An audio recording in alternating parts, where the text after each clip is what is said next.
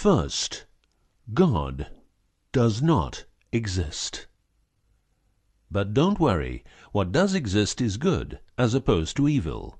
So if you believe in God, you believe in good, and that's as it should be. You are just fine.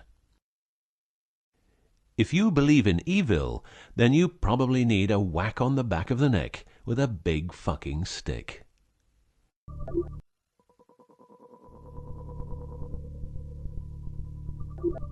Around 5000 BC, we, Homo sapiens, were genetically modified by space aliens.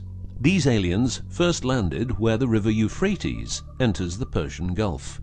The reason is that in that area, a high concentration of what is called monatomic gold is found in the seawater, while nowadays the highest concentration is found on the islands of Hawaii. The aliens were members of the Annunaki Empire, and were on a quest to find this metal that is supposed to enhance and repair all bodily functions and stop the body from aging. Monatomic gold is what is called a superconductive metal. Superconductivity means that if you transport, for example, electricity through a line made of this material, you would not lose any energy as a result of heat dissipation. So if you input 100% of energy, you also output 100% of energy. Now apply this principle to your brain, which is a huge, sensitive electrical machine. The monatomic gold makes your neural pathways act like quantum drive superhighways. This means that all your senses will receive input optimally. In turn, these inputs will be processed optimally, and those parts of your brain you don't use will become more active, so enhancing your memory, making you better understand problems, allowing you to sense evil, detecting lies, becoming telepathic, and even being able to time travel in your mind by seeing the past or the future.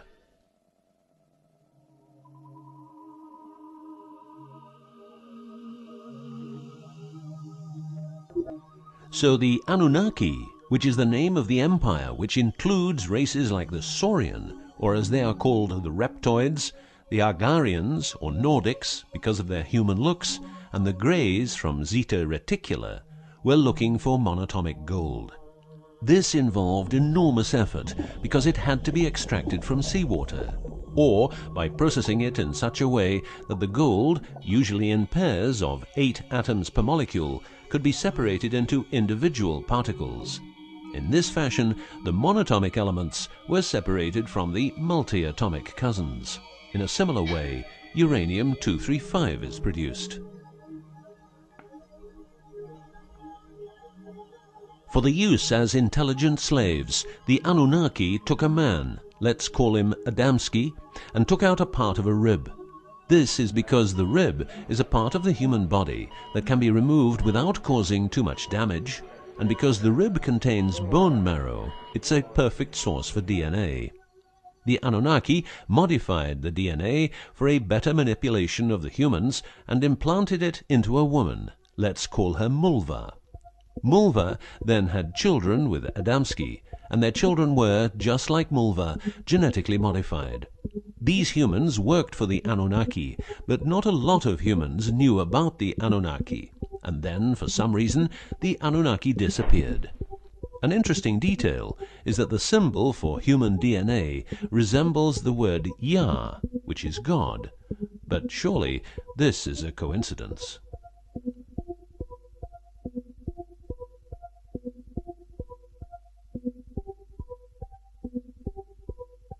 Now, some humans received part of the knowledge of the Annunaki. The last known humans were the Jewish people who carried the Ark on their journey from Egypt to the Promised Land. Before them, the Ark was in the lands of the Sumerians, Babylonians, and Tibetans.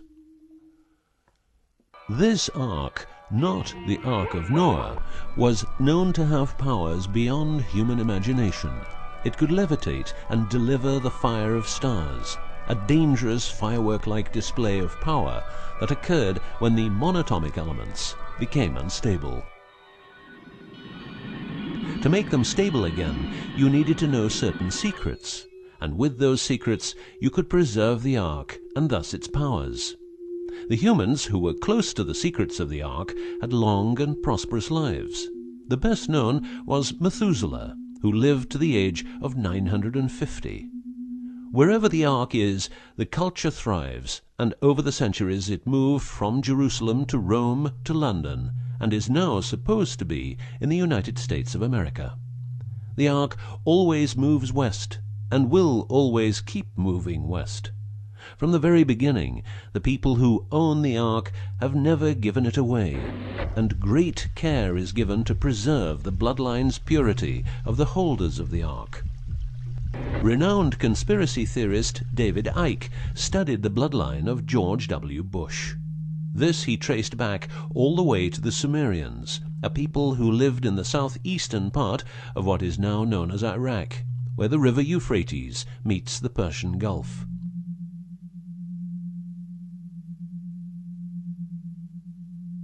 The secrets of the elements of the Ark, scientifically known as ORMs, orbitally rearranged monatomic elements, are nowadays hidden by secret societies that have control over society worldwide. The word ORM is the same as the Hebrew word which means the tree of life. ORMs consist of 8 metals. These 8 metals are ruthenium, rhodium, palladium, and silver, known as the light platinum group, and osmium, iridium, platinum, and gold, known as the heavy platinum group. Gestation of these metals in monatomic form prolongs life and enhances and repairs bodily functions. By following what is called a wide-spectrum diet, we can provide our bodies with monatomic superconductive elements. In other words, by eating a lot of grapes, carrots, all blue and dark red fruit and vegetables, and also much other fruit, vegetables, and fish.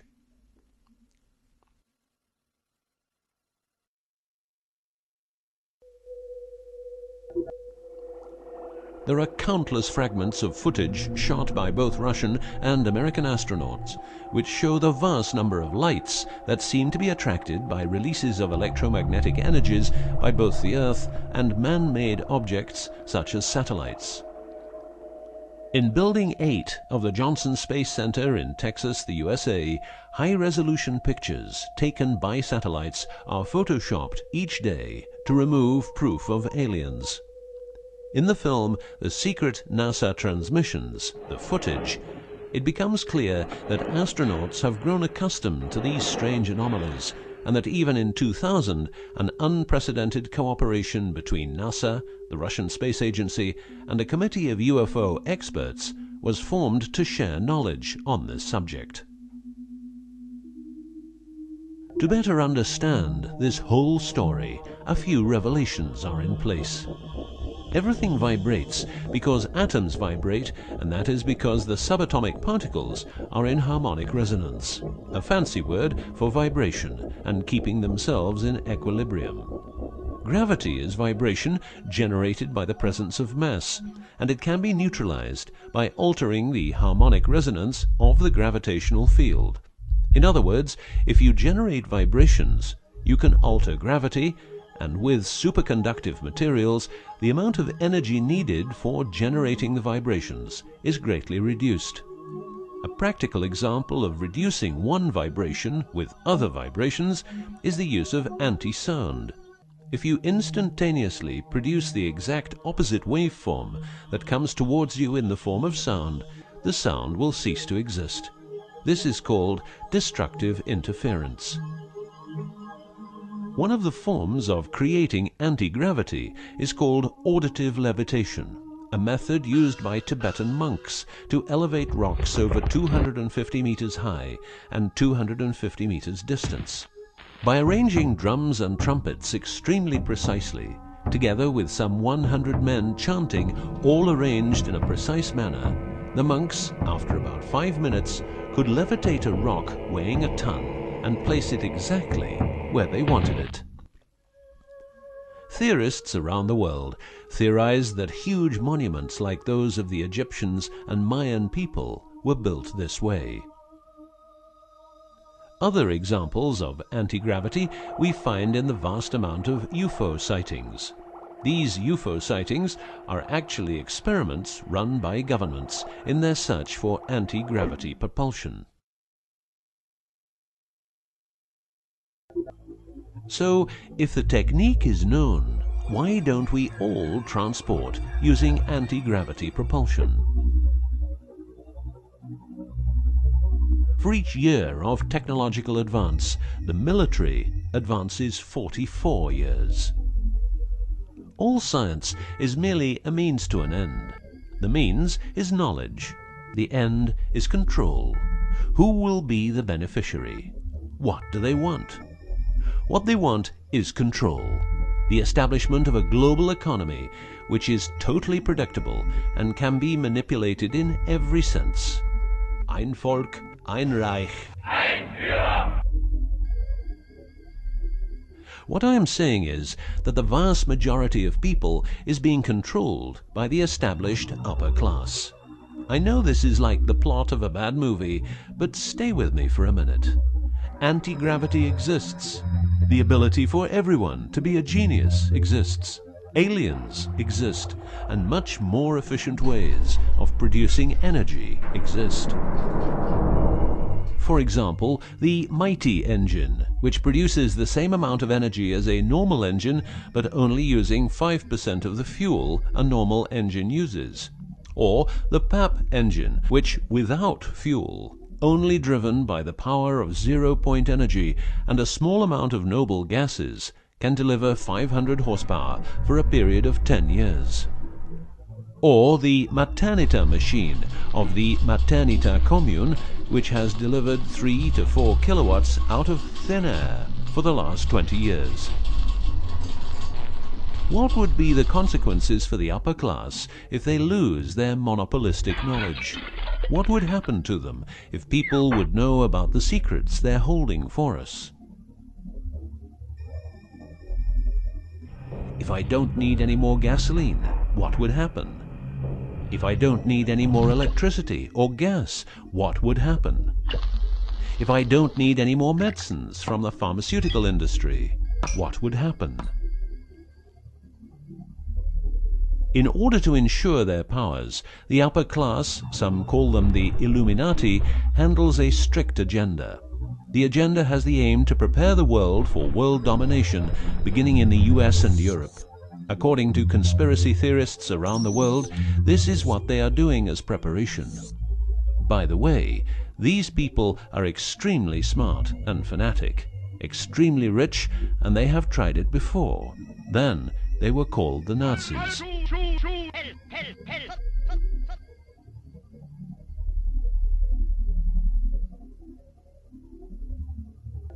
Although what you are going to see and hear sounds very peculiar, remember that a lot of people, for instance, ex-personnel of the US and UK armed forces, have been brutally murdered for making their information public.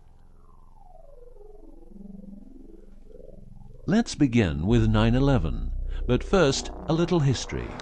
What the Second World War did for the US is that it gave the country such an economic lead that it could easily grow more comfortable in its already powerful role.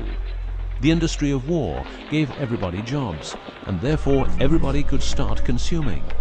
Marshall aid gave Europe the economic impulse it needed. In other words, war leads to flourishing economies and leaps forward in technology. The process of transformation, even if it brings revolutionary change, is likely to be a long one, aside from some catastrophic catalyzing event like a new Pearl Harbor. These are the words of a neocon think tank whose members count people like Dick Cheney, Wolfowitz, and Donald Rumsfeld. What it says is that America needs a war to transform into its next shape, and 9/11 is our new Pearl Harbor. In the manipulation of people, one of the strongest weapons is to make people believe someone else did it. What I'm trying to say is that the US government is trying to make the people believe Osama did it. But did Osama do it? Did you know that 6 weeks before the WTC towers collapsed, the owner had a new insurance policy made up, ensuring that the owner, if the towers would collapse due to a terrorist attack, would receive the amount of $3.5 billion. The owner, because 2 towers went down, tried to claim 2 times $3.5 billion, but only received 2.2.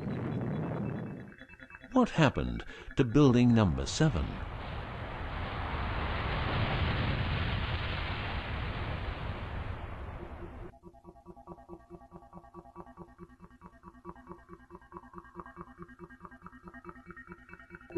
In order to control people who can be a hazard to the bad guys have control of a number of tools. One of these tools is the remotely operated electromagnetic frequency weapon. These use microwave, ELF, extremely low frequencies, and acoustic frequencies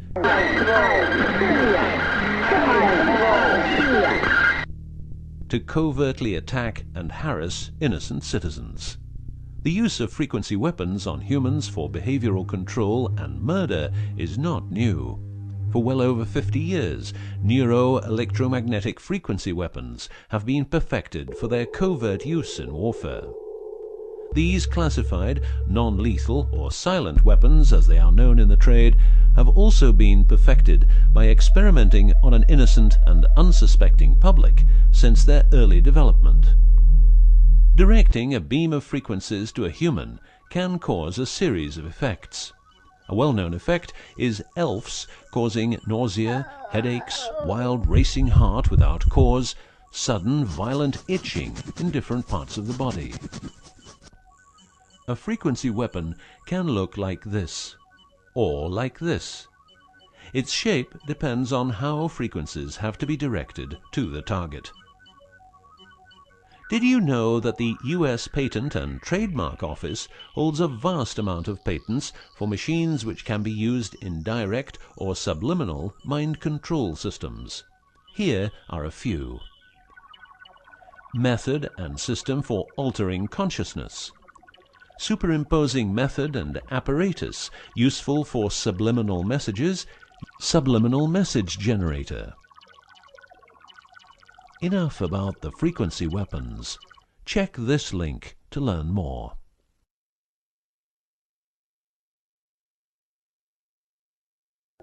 You will realize that to control people, you have to know what they are communicating. So in the 1950s, the UK and USA decided to set up the world's biggest espionage network to make sure all communications between Russians and spies or allies were monitored. This system has continuously been updated since the day it became operational. The system's name is Echelon and consists of a vast network of listening posts, extremely advanced computers, an enormous number of people, dishes, and taps. Echelon's computers capture every communication via Internet, GSM, UMTS, landlines, TV and radio broadcasts, satellite communications, private, military, and diplomatic, and listens to every word. The computers work with a list of keywords, and when a message contains one or more keywords, the message is directed to a specialist who examines the message. If it is suspicious, further action may be taken. Echelon centers are around the world, but here are the best-known locations. Menwith Hill, North Yorkshire, England.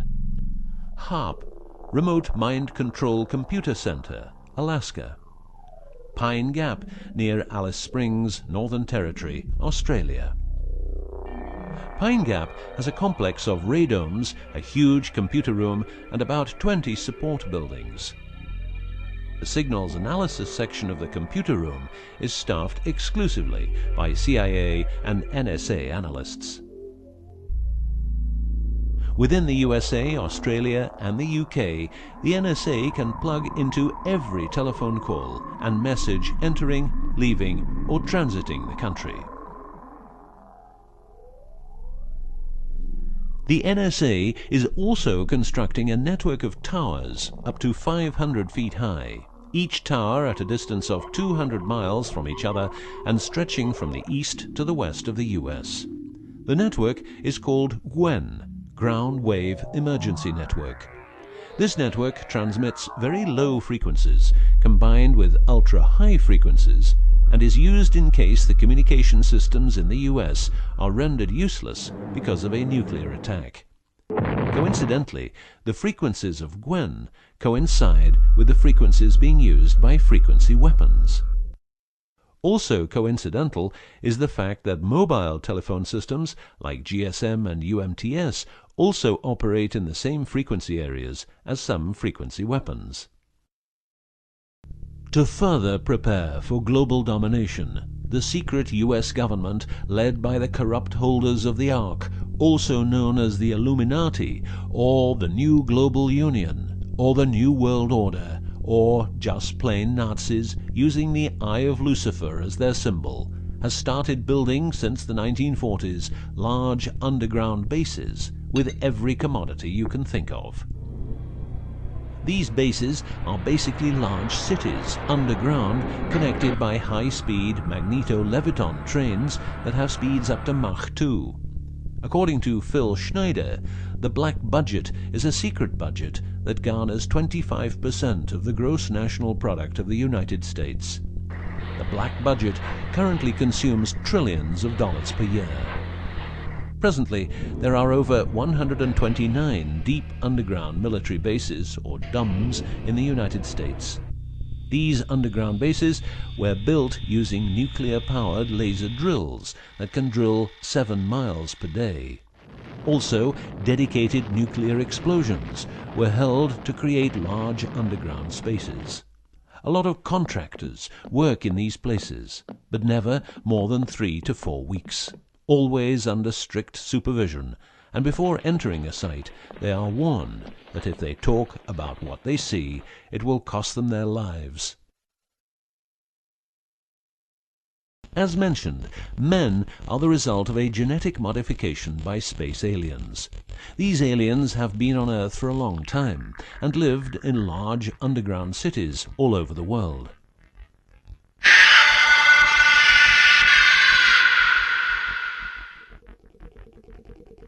Collaboration with modern governments began as early as 1933 with the Bavarian Illuminati and Thule secret societies, and this collaboration was brought into America via the CIA, which was established with the help of American Nazi agents as well as European Nazis who were brought into America through Project Paperclip and other operations.